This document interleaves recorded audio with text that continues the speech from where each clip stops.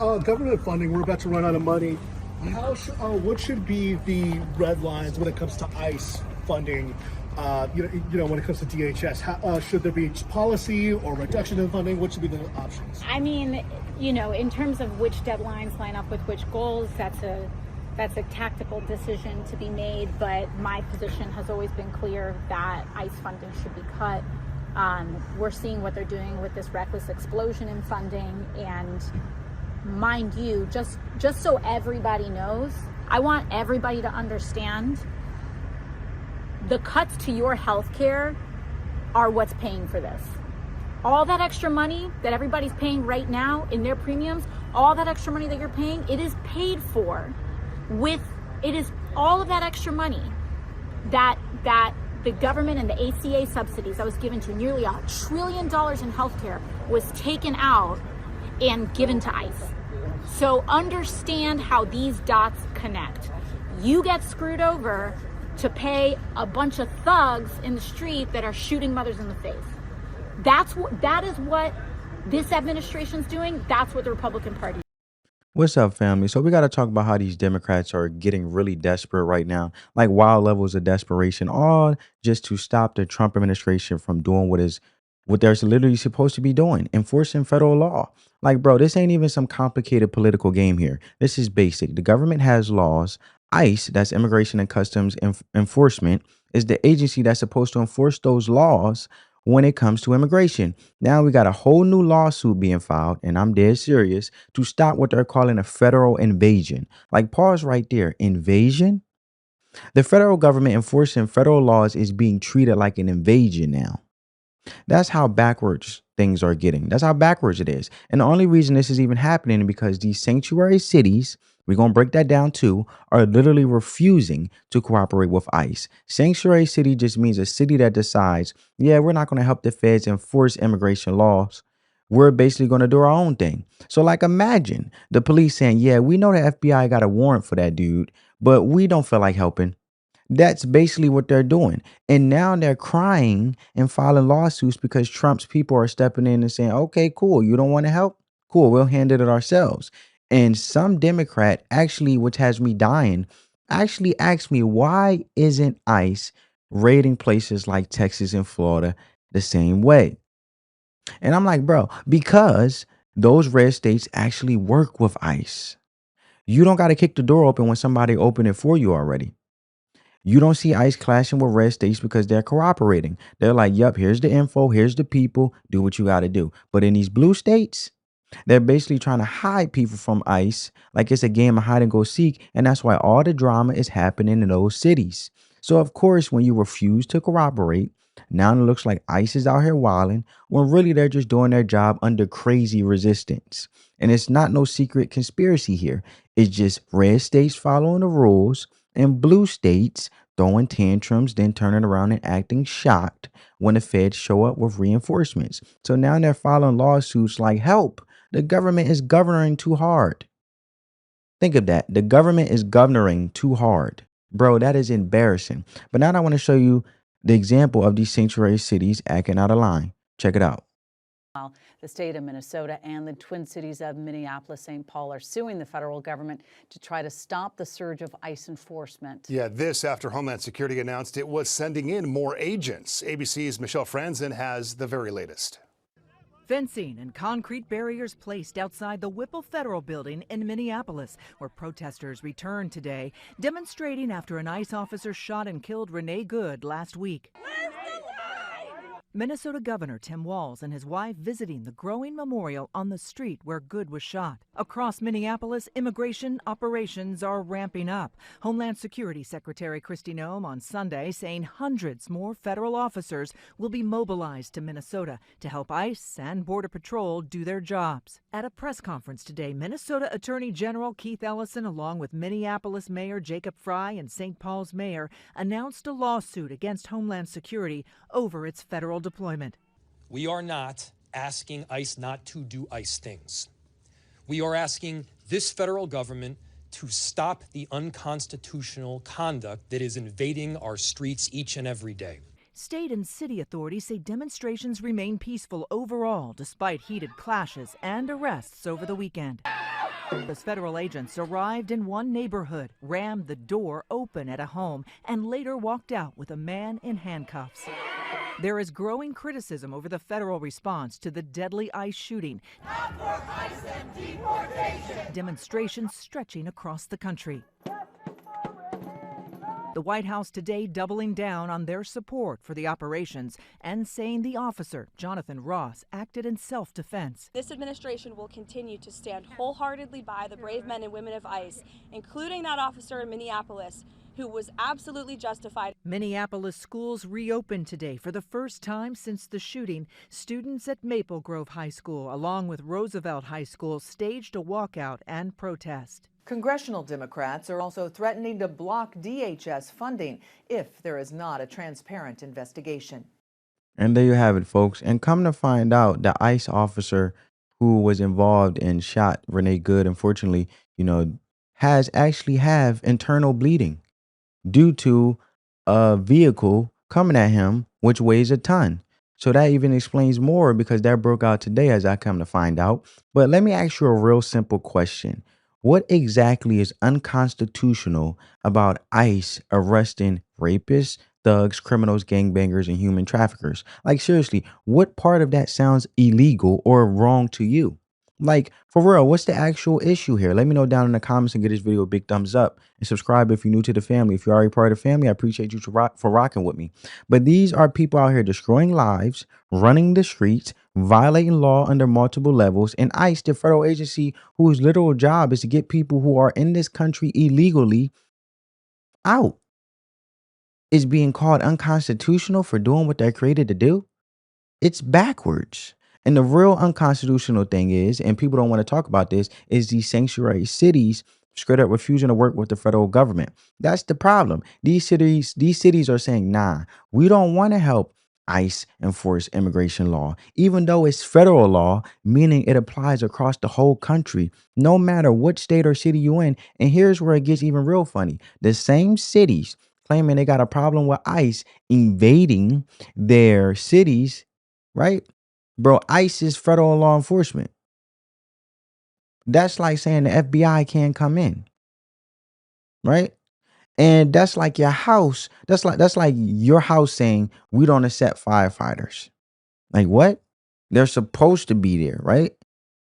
They have every right to operate in part of this country because immigration is a federal issue, not a local one. But these cities didn't have a problem with 12 million plus people coming in. That's just a low number, cross the southern border and pour into this country under the Biden administration. That was fine. That wasn't invasion to them. The country was literally being flooded with undocumented people from all over the world, and these Democrats didn't say a word. Radio silence. But let ICE pull up to do their job. Now it's an invasion. It's comical. It's fake outrage. Let's keep it real. They only got a problem with this, right? When states like Texas and Florida start busing these people directly to their so-called cities, and all of a sudden they crying because they can't handle it. Like, what are we doing here? But wasn't y'all the ones who said y'all were a safe haven? So y'all was waving everyone's welcome flag until the bus actually showed up. And then it's a crisis. Then it's chaos. Then y'all calling for federal help. The same federal help y'all rejecting before. Y'all were rejecting before when the buses were coming in. And now under Trump, when ICE is actually trying to enforce order, now they act like it's some sort of federal overreach. Like, nah. The only thing that's being overreached is people's patience with this hypocrisy. And I'm going to leave it there. But now I want to go show you guys the next clip. Check it out. Well, as I look at this. Well, Senator Amy Klobuchar, I appreciate your time. Thank you. Thank you. Former federal prosecutor and CNN senior legal analyst Ellie Honig is here. Does this lawsuit have any chance of doing anything? No, I don't think so. What they're asking, the state of Minnesota is asking a federal judge to throw ICE out of the state and to prohibit ICE from enforcing federal law in the state. There's simply no precedent for that. These lawsuits, Illinois and Minnesota both filed similar lawsuits, have no precedent cited in there. To do that would violate the Supremacy Clause, which says the states cannot block the feds from doing their federal duties. The one thing that Minnesota might get out of this, depending on the judge could want a hearing and could ask ICE some of the questions you just asked Senator Klobuchar about training and protocols. But they're not going to win, but they might get some. There you have it, family. So now you seen that, right? The kicker is, and this is where it gets embarrassing for Democrats. Seeing this clip, even this little lawsuit they're hyping up, yeah, it's not going to be enough to satisfy the woke mob. The same folks who scream abolish ICE every time someone gets arrested for breaking the law. It's not going to be enough for the radical activists who live in this fantasy world where borders don't exist and laws don't matter unless they personally agree with them. And why? Because this whole legal stunt, this weak lawsuit they filed trying to block ICE ain't going to change a darn thing, straight up. It's performative politics. It's just a big show to make it look like they're resisting the Trump administration, but legally, they don't even have a real case. And that's not just my opinion, because you just heard CNN's legal analyst had to keep it real and let the Democrats know, yo, this ain't it.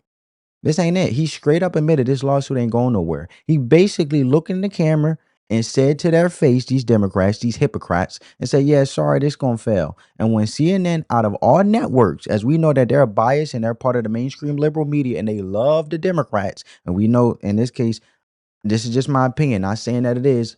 Allegedly, I feel as though they get paid by the Democrats to push whatever propaganda they want through the mainstream media to infuriate these folks and add fuel to the fire the way that they do. But CNN, out of our networks, is telling you the truth. And that's when you know it's bad for these Democrats. Because let's be honest, CNN usually rides for Democrats heavy. We know that. But even they had to break character and deliver the bad news. Like, yeah, this lawsuit, dead on arrival. So now the Dems are stuck. They tried to play the stop the invasion card, but forgot the part where you actually need legal grounds to do that. And now their own people are realizing this whole thing was just smoke and mirrors, no real strategy, no real legal argument, just more resist Trump theater that's not going anywhere in court and not solving anything in these streets. And it's just a mess. Okay. So now I want to move on to this next clip and I want you guys to check it out. Basically asking, can our cops arrest them? Yeah. From a legal perspective, yes. From a practical perspective, to state the reality, yeah, it does get kind of hard when they drastically outnumber us and they have bigger guns than we do. It does. And here's the thing. We don't want to create warfare in the street. We want to keep our communities safe. We're trying our very best to do that. So nobody, our police officers, ICE agents, civilians, nobody can act illegally. Nobody can. And so we're trying to find the best way to prevent these ICE agents from acting illegally while not causing a firestorm on the street. Am I saying it won't happen? No, I'm not saying it won't happen. What I'm saying is, like, you know, I am in charge of keeping the peace and directing our police officers, and I got to keep everybody safe. And so I can't commit to anything. It's crazy that you're even there, right? I can't commit one way or another to deal with how our law enforcement officials should deal with rogue federal law enforcement. And it's like, these are the guys that are the don't tread on me guys. And they have federal agents coming into your city, menacing your citizens who aren't doing anything illegally. And you've got to have separation of powers discussions in the mayor's office. It's crazy. The bottom line is we are working on every strategy that is available to protect our residents, and where illegality is taking place, where people are being mistreated and hurt, our officers are going to be there to help the best they can to keep people safe. Now, what that action looks like obviously depends on the situation. Again, the goal that they're trying to get to is they got to keep people safe. Anybody can get arrested. Anybody. Jacob Frey, guys, the mayor of Minneapolis. But let me be honest with you. Yeah, nah, this is where it goes from, okay, y'all being dramatic to, yo, y'all are actually unhinged. Because the reality is this little lawsuit here that ain't going to satisfy the woke activist crowd at all. Like, not even close. And these people don't want policy. They don't want legal arguments. They don't want let's work it out in court. Nah, they want war vibes. They want Democrats to do more. And when I say more, I mean a type of more where they literally want Democrats to be willing to get shot behind this. Like, I'm not even exaggerating. These extreme activist types really think the ultimate form of resistance It's putting your body in front of ICE like you Captain America or something. Like you're supposed to take a bullet to stop the government from deporting somebody who came here illegally, possibly committed crimes, and now is being removed. Like, are we serious right now? And that's why you got these woke mayors like Jacob Frey, and I'm talking about mayors that are completely captured by the far left. Like they don't even run their own city anymore. They run whatever Twitter activists and podcast weirdos tell them to run. That's why he's on this podcast here. And that's why you got somebody like Jacob Frey, right? Entertaining the most insane idea ever, potentially arresting ICE agents. Think about how crazy that sounds in plain English. That would be like a mall security guard trying to arrest the FBI. Like, bro, what are you even talking about? ICE are federal agents. They are federal law enforcement. They enforce federal law. And you got a mayor sitting here around playing with the idea of having local police arrest federal police for enforcing the law they're sworn to enforce. That's like saying, yeah, officer, I'm arresting you because you're doing your job too good. Like, what?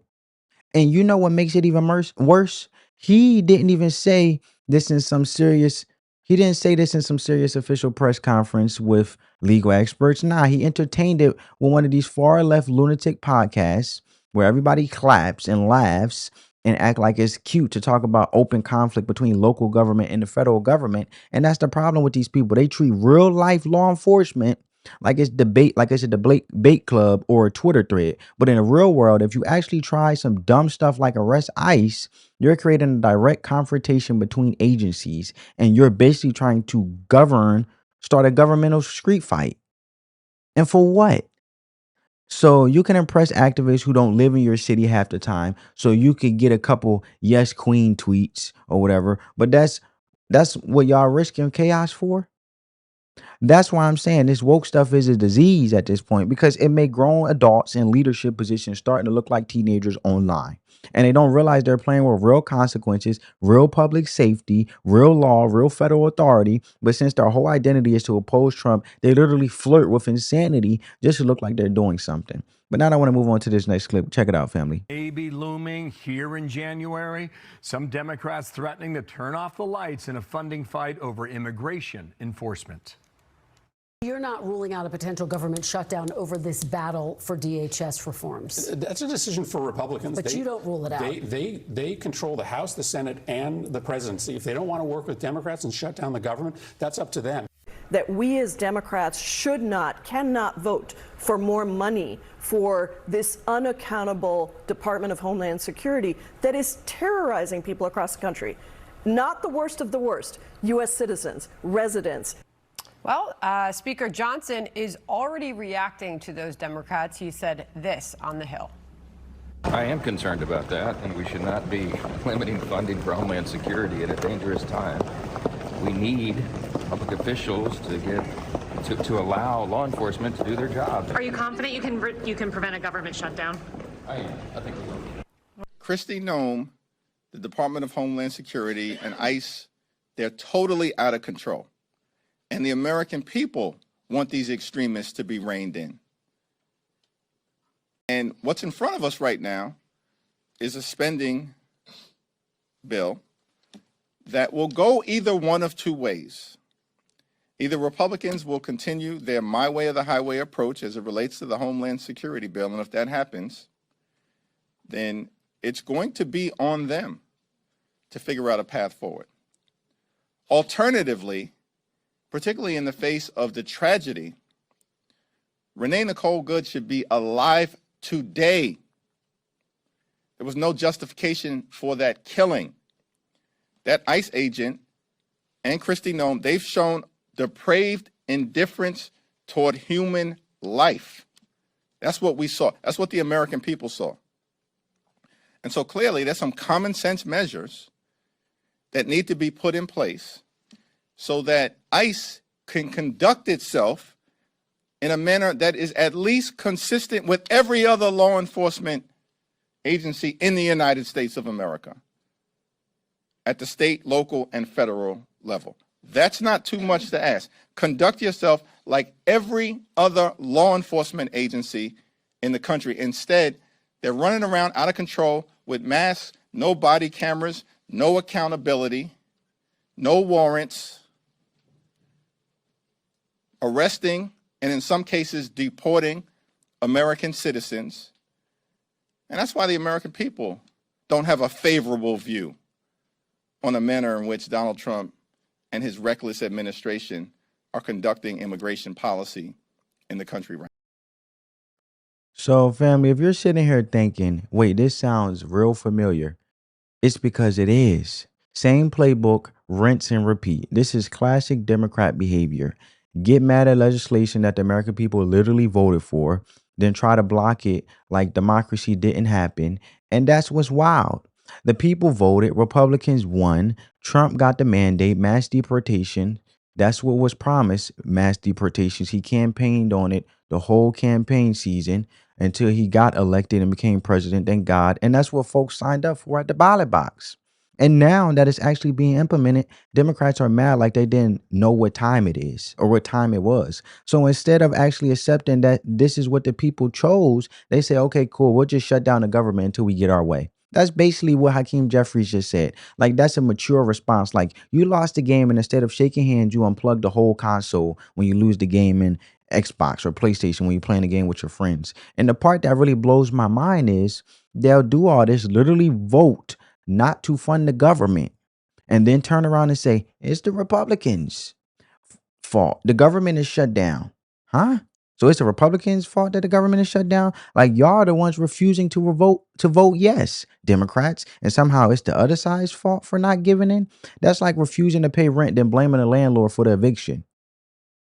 And they done this before. This ain't nothing new, right? Remember the last government shutdown that happened before the new year? Same exact play. They said it was about healthcare, but really it was about pushing amnesty for illegal immigrants. And who voted to keep the government closed? Democrats. Who voted to keep it open? Republicans. And still the media blame Republicans because somehow they're convinced themselves that Republicans are supposed to just work with them just to prove they're being reasonable. And now they're doing it again, only this time they're not even pretending about it being something else. It's openly about illegal immigrants. They're playing in your face and they're telling you straight up. And they are 100% shutting down the government in hopes they can force Trump to defund ICE, an agency that is doing exactly what it's built to do, and at least something instead of this fraud that's happened in Minnesota. Actually, your American taxpayers, American taxpaying dollars are actually showing up and actually going through what we're actually paying for, and you can see it in plain sight, and you ain't got to question it when it comes to these ICE officers enforcing immigration law.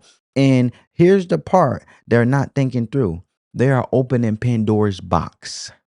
Because if you normalize this, if you say, okay, it's okay to shut down the entire federal government just because you don't like something passed in earlier legislation, and then when Republicans take back power, Republicans take back power, they're going to say, bet.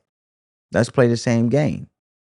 And it's going to be the same thing for the Democrats. When they take back power, they're going to say, let's play the same game. And when they don't like what Democrats pass, they'll refuse to fund the government too. It becomes a never-ending cycle of childish political hostage taking, all because one side didn't get their way. And at some point, somebody is going to have to go nuclear. And that's where the filibuster comes in, because if the Democrats keep playing like this, they're going to force Trump and Republicans to use the nuclear option, carving out the filibuster to push through government funding. And once that precedent is set, Democrats will use the same excuse to carve it out for their own agendas the second they get back in power. But we can't let them get back in power. That's why we got to get off the Democratic plantation.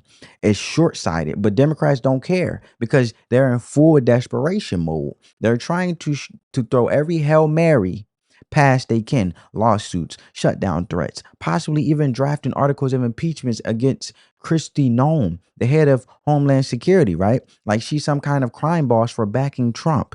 It's wild. They're pulling every rabbit out of the hat to stop Trump from doing what he said he'll do and what the people voted for him to do.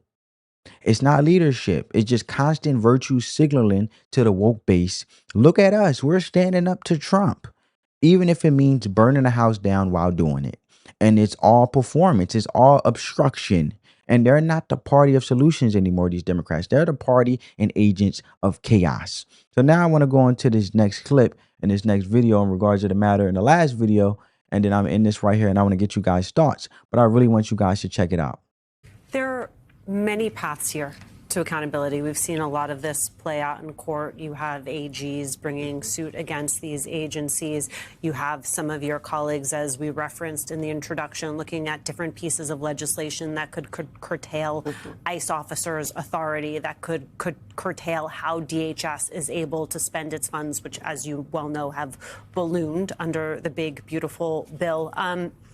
Why do you think impeachment is necessary? And as you talk with your colleagues, have you been able to get them on board with the idea that until you deal with Nome, you cannot actually deal with what is happening at the agency? I think that we need to use every tool in the toolbox to get this lady straight, to keep her accountable, to let her know we are watching you. You're not just going to run rampant through all of our cities, as you know, what she did not only in Chicago, but the Chicago land area. So I think that everyone's looking at different things that can be done, but we want some accountability from her, and we want her to know that we're watching you, and that, yes, many members of Congress have come to me and said that they want to sign on. And also, when I say we want to keep her accountable because we're watching, the American public is watching. I have received phone calls from east to west coast, north to south, some people crying on the phone. One woman said, you know, you don't represent me, but because you did this, you represent me. She was from California. But we have heard from people all over. They are sick of it, and they want to see Congress make some action, take some moves. So this is one of them. I think it's an important one. If for nothing else, then to draw the very bright line to your point, Congresswoman, that not everyone in this Congress has lost their mind and have decided that the congressional obligations and rights that we have under the Constitution no longer matter, that we are, in fact, a co-equal branch of governing this country. I think those things are important. But here's what you're up against, if I may. The Department of Labor posted this video on X on Saturday with the words, "One homeland, one people, one heritage. Remember who you are, American." It echoes the Nazi Germany kind of theme. After Hitler took power, one people, one realm, one leader. This is the Wow. video here. So apparently referencing George Washington, talking about the heritage of this country, acknowledging where we came from, that's racist now. So yeah, according to the woke crowd, that's giving Nazi Germany energy accordingly. Like seriously, we hit the point where we're just saying, hey, America has a history, gets you labeled a white supremacist. I don't know if these liberals realize when they compare literally everything they don't like to Nazi Germany, it doesn't make them look deep. It makes them look clownish. Regular people, normal Americans look at that and go, yo, are y'all serious right now? Because we are nowhere near Nazi Germany. Thank God we are not even on the same planet. But this is what happens when you have a party and media machine like MSNBC, now known as MS Now, which I call bullcrap now. They tried to rename themselves. It's still the same nonsense they stand for and push propaganda. But because when you look at it, you have this machine that runs on pure emotional desperation with these mainstream liberal media outlets. They can't argue facts, so they go straight to the most extreme comparison that they can think of, hoping fear will replace logic. But that right there, that's the sign that they're losing. That's the death rattle of a desperate movement that knows it doesn't have real support, just media echo chambers and Twitter mobs. And sure, it may be entertaining or funny to some for watch. And these liberals melting down, basically. Watching Democrats throw wild Hail Marys like this, like a team that knows the game is slipping away. Because let me be real, this just isn't comedy to some individuals. But to be honest, this is a strategy for them, these Democrats. This is how they radicalize their base. This is how they rile up these activists. This is why they keep screaming Nazi and fascist and invasion, not because it's true, but because it gets their people angry enough to vote. That's the goal. And if we don't match that same level of motivation, if we don't get serious, if we sit around thinking, well, things are already bad under Biden, they can't get worse. Trust me, they absolutely can. If Democrats can get back in power, or they get back in power, especially going into 2028, the pendulum ain't just swinging back. It's swinging back with a sledgehammer. And these people are going to abolish ICE completely. And I pray to God they don't. No more enforcement, no more border. It's going to be a free for all. That's what these Democrats are basically saying they go for. This is what they stand for. They're going to undo every single deportation Trump's administration pulled off. They'll say Trump deported these people unfairly, let them all back in and give them citizenship on top of it. And that's where the woke activists are already headed. And we know the Democrats follow the activists, not the other way around. If the activists say bring them all back, the Democrats will fold and do it. But it won't stop there. They're not just trying to reverse immigration law. They're trying to punish. They are already talking about going after Trump officials, arresting them, charging them. That's why they keep talking about Kristi Noem here, trying to throw them in jail like we're in some third world country where political opponents get disappeared. And trust me, if they take power, they're not stopping at Trump. They're coming after every conservative individual, everyday Americans who believe in law and order, basically, borders in the Constitution. That's what people got to understand. This ain't just politics anymore. This is a mental game. This is about power. And they want a one-party rule, these Democrats. They want to say never again can someone like Trump or anyone who thinks like him touch power. And they'll rig the system every way they can to make sure they never lose again.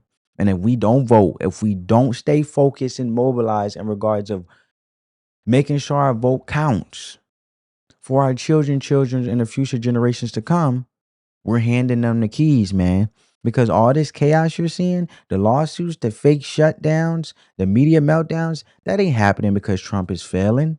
It's happening because he's winning, because he's getting things done, because the deportations are real. The pressure is working. Obama did millions and millions of deportations and had them in cages. Just to tell you that that tells you that the party, when it comes to the Democrat, they want to do what they want to do when they want to do it. As long as they deem it okay, it's no problem. But don't forget to vote is my message. Don't forget to show up and stop these people from turning the country into a one-party joke. Vote for who you want. But I'm saying for the simple fact is for the best interest when it comes to national security, your safety in your communities. Right. Putting more money back in your pocket to pave your way, to invest in yourself, to have something to pass down to your kids if you have kids, to build a legacy, right?